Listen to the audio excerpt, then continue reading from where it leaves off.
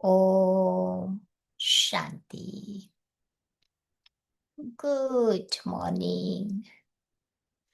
सो आज बाबा हम बच्चों को प्रैक्टिस करा रहे हैं कि अंत समय जब हमारा शरीर छूटे तो उस समय हमारी स्थिति कैसी होनी चाहिए। क्योंकि हर व्यक्ति दुनिया में चाहेगा कि मेरी अंतिम घड़ी सुधर जावे। अंतिम घड़ी हम भगवान की याद में शरीर छोड़े, कर्मातीत बन करके हम जावे। उस समय कुछ भी याद नहीं आवे एक भगवान के अलावा। तब कहते हैं अंत मते सो गति होती है, सदगति होती है। तो बाबा भी हम बच्चों को लॉन्ग टाइम से ये अभ्यास करा रहे हैं। देखो दुनिया में लोग सीखते हैं जाकर आर्ट ऑफ लिविंग का कोर्स। रविशंकर महाराज का जो कोर्स है ना, लोग बहुत प्यार से वो सीखते हैं। तो यहाँ बाबा हम बच्चों को क्या सिखाता है? आर्ट ऑफ डाइंग, जो भगवान के अलावा और कोई नहीं सिखा सकता। तो आर्ट ऑफ डाइंग क्या है? तो यही है कि अंत समय हम अपना शरीर कैसे छोड़े। तो 7 बातों के पर आज बाबा ध्यान खिंचवा रहे हैं।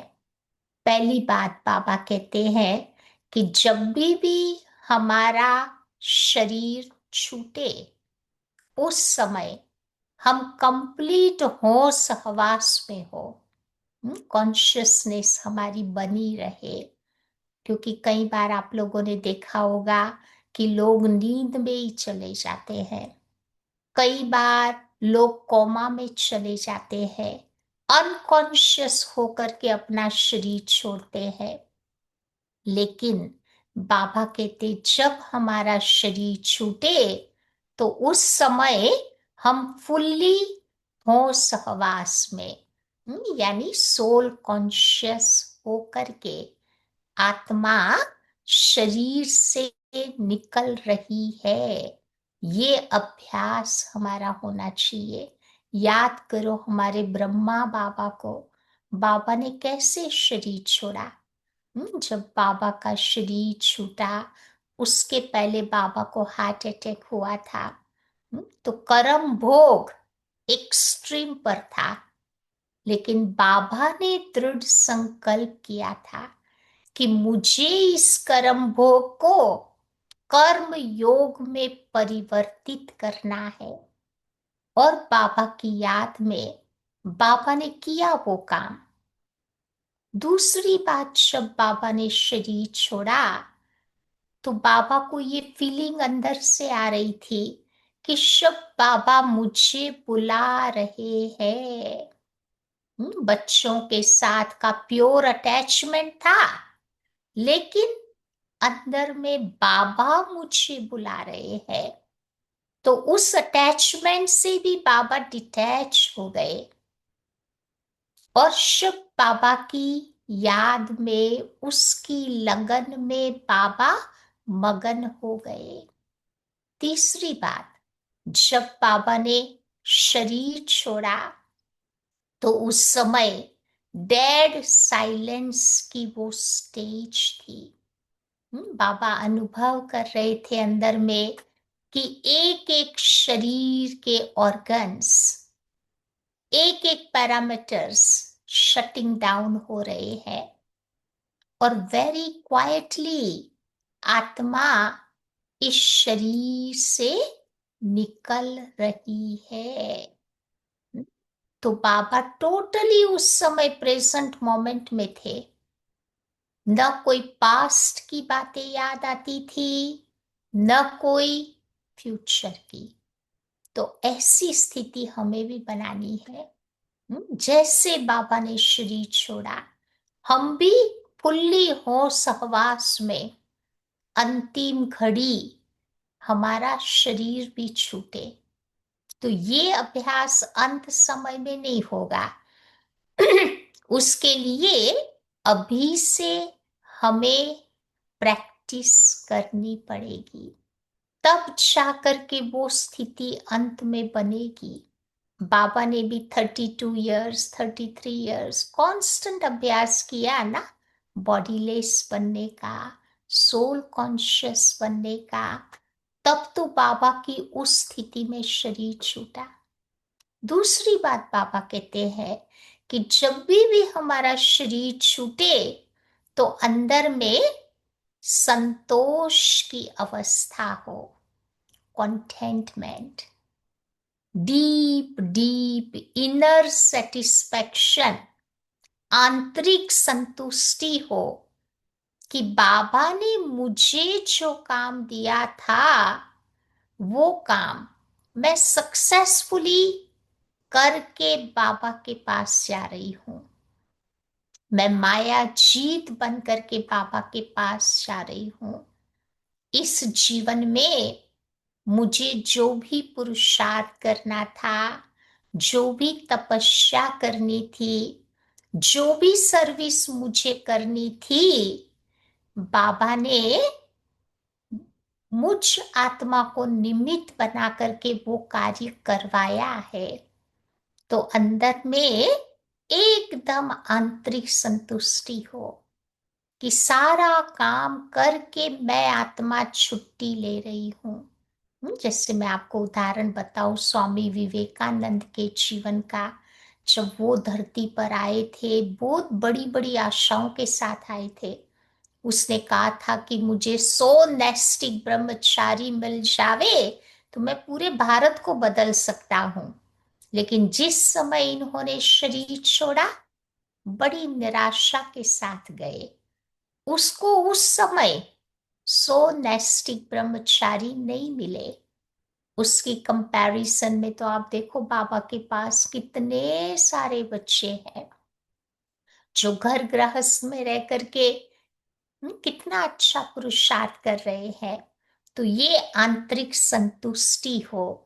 तीसरी बात बाबा कहते, जब भी हमारा शरीर छूटे तो उस समय अंदर में एक प्रकार की खुशी हो, दुख की जरा भी फीलिंग्स न हो। तो ऐसा खुशी खुशी में कौन शरीर छोड़ सकता है? ए? तो जिसने पूरे अपने जीवन को सेलिब्रेट किया है, पूरी ब्राह्मण लाइफ को जिसने एंजॉय किया है, पूरी ब्राह्मण लाइफ को एक म्यूजिक के रूप में जिसने देखा है, पूरी ब्राह्मण लाइफ को गीत के रूप में जिन्होंने गाया है, वही बाबा के बच्चे अंतिम समय खुशी का अनुभव करेंगे। खुशी खुशी से हम बाबा के पास अपने घर बाबा के साथ जा रहे हैं।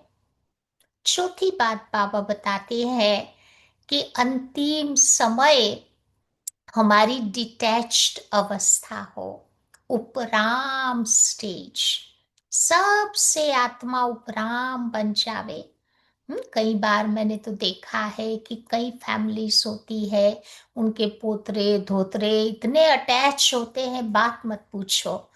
लेकिन क्या होता है, अगर उस आत्मा ने अच्छा पुरुषार्थ किया है, तो अंतिम समय में बाबा उस आत्मा को मदद करते हैं और टोटली टोटली उनको डिटैच बना देते हैं, क्योंकि बाबा के रजिस्टर में उस आत्मा का अच्छा रिकॉर्ड है। तो बाबा को उससे मदद करनी होती है और करते हैं।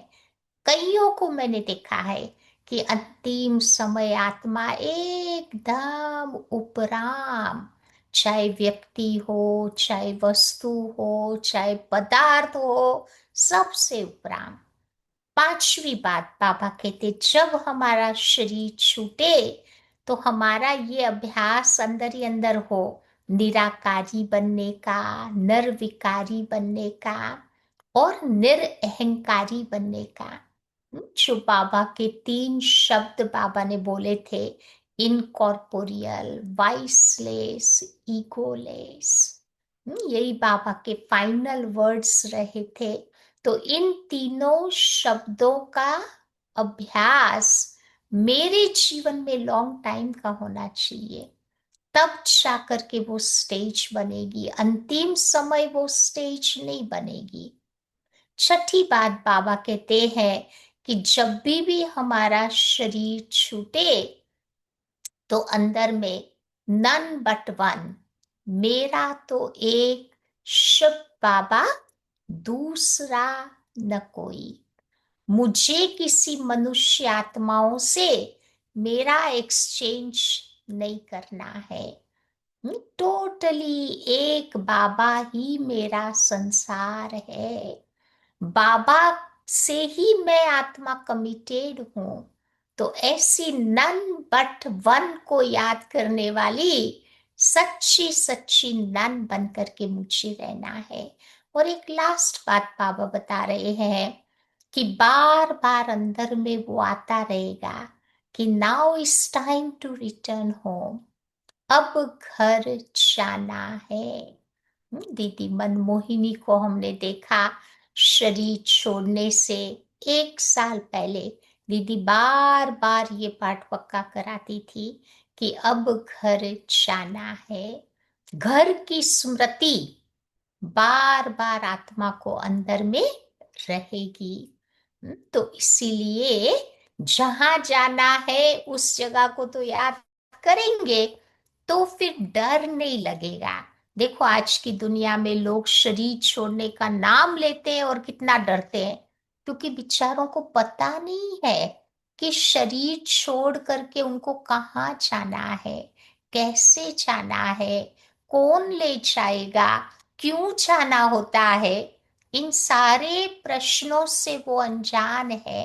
तो अंदर में भय रहता है, भय के कारण शरीर नहीं छूटता। तो इसीलिए बाबा कहते ये 7 बातों के पर अभी से हमें वो अभ्यास शुरू करना है।